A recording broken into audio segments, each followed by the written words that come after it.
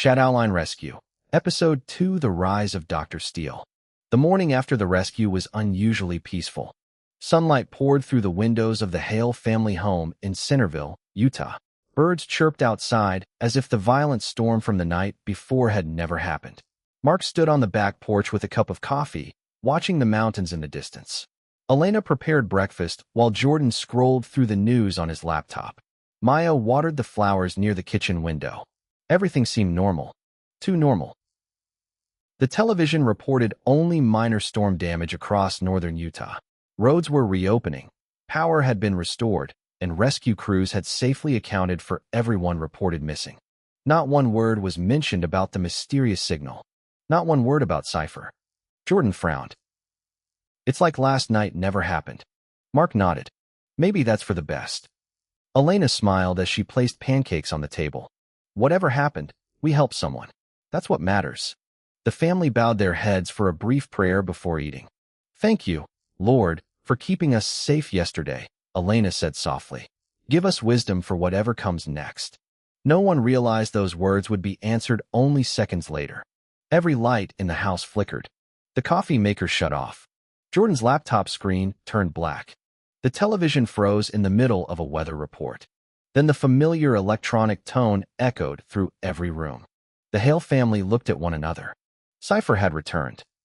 The laptop screen illuminated with glowing blue letters. Shadowline Priority Alert. The calm mechanical voice filled the house. Good morning, Hale family. Mark stood immediately. What's happened?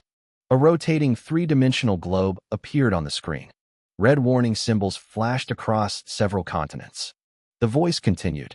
Global threat detected. Jordan leaned closer. What kind of threat? A photograph appeared.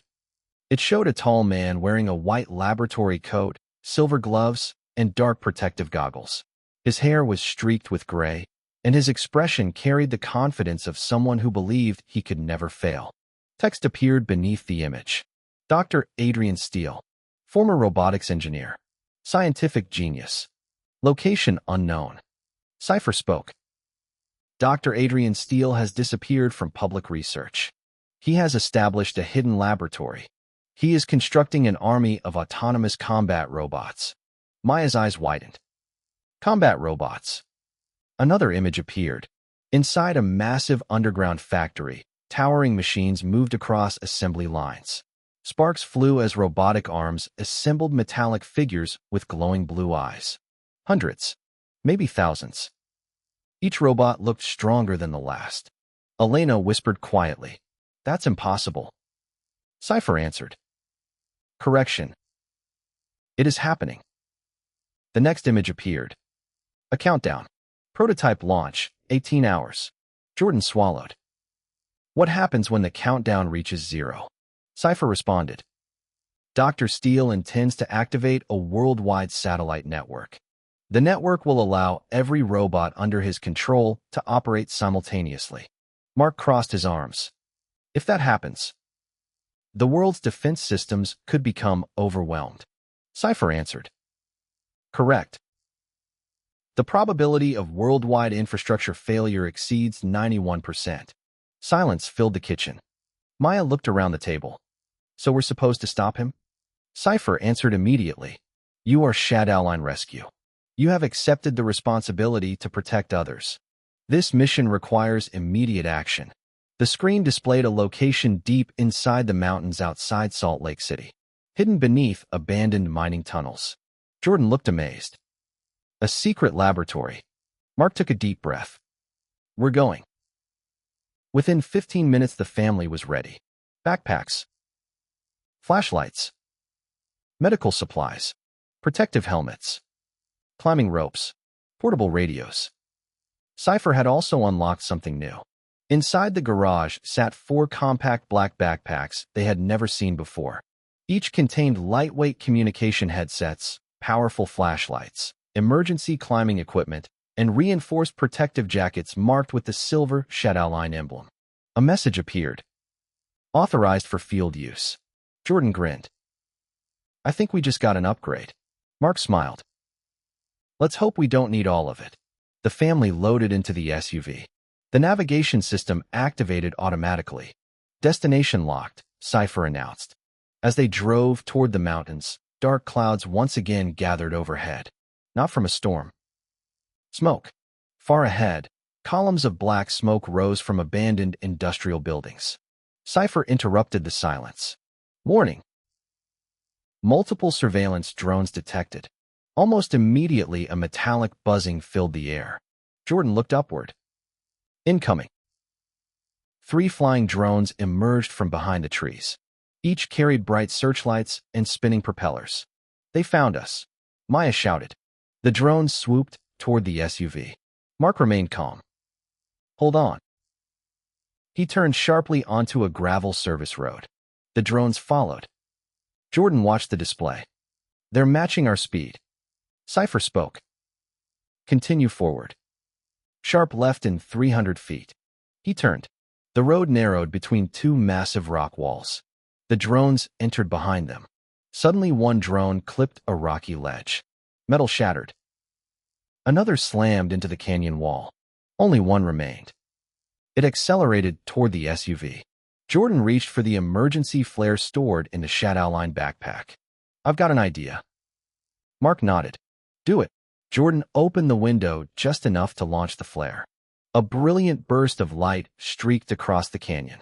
The drone automatically tracked the brighter target. Moments later, it collided harmlessly with a cliffside and exploded into harmless sparks. The road became quiet again. Maya laughed nervously. I can't believe that worked. Cypher answered. Creative thinking increases mission success. An hour later, they reached the entrance to an abandoned mining complex. Rusted equipment sat untouched for decades. Broken rails disappeared into darkness. Nothing appeared alive. Jordan whispered. This place gives me the creeps. Cypher's voice echoed through their headsets. Dr. Steele's laboratory lies 100 feet below. Proceed carefully. The family entered the tunnel. Cold air surrounded them. Their footsteps echoed through the darkness. Far below came the steady hum of machinery. As they descended deeper underground, glowing blue lights illuminated enormous metal doors. Cypher scanned them. Security system detected. Jordan examined the electronic keypad. I think I can bypass it. Using his laptop and a small cable from the Shadowline equipment, he connected to the control panel. Numbers raced across the screen. After several tense moments, click. The massive doors slowly opened. The Hale family stepped inside. Their eyes widened. The underground laboratory stretched farther than they could see. Conveyor belts carried unfinished robots through enormous assembly lines. Mechanical arms welded armor into place. Computer screens monitored every movement. Rows upon rows of silent robotic soldiers stood waiting. Thousands of glowing blue eyes slowly turned toward the family.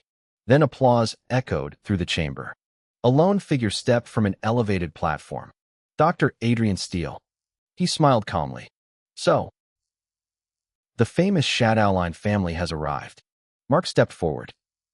Whatever you're planning ends today. Dr. Steele chuckled. You still think this is about conquering the world? He spread his arms toward the enormous factory. No. This is about replacing human failure. My robots never get tired. They never argue. They never make mistakes. They obey. Elena shook her head. People aren't machines. They have compassion. They have hope. They choose kindness. Dr. Steele laughed. Kindness cannot build perfection. Jordan quietly whispered into his headset. Cypher. We're surrounded. The calm voice answered. I know. Remain calm. New strategy uploading. A blueprint suddenly appeared on Jordan's laptop. At the center of the factory stood a towering blue energy reactor. Cypher explained. Dr. Steele's command network depends on the central control core. Deactivate it. The robots will shut down. Mark looked toward the glowing reactor. It's our only chance. Dr. Steele smiled again. I wouldn't do that. He raised one hand. Instantly, hundreds of robots took a single synchronized step forward. Metal footsteps thundered through the laboratory. The Hale family stood together. For ordinary people. One impossible mission. And an entire army standing between them and the future of the world. Dr. Steele's smile grew wider. Welcome to the beginning of the end. The robots activated. Their blue eyes burned brighter. And deep within the mountain, the battle for the future of humanity was about to begin. To be continued.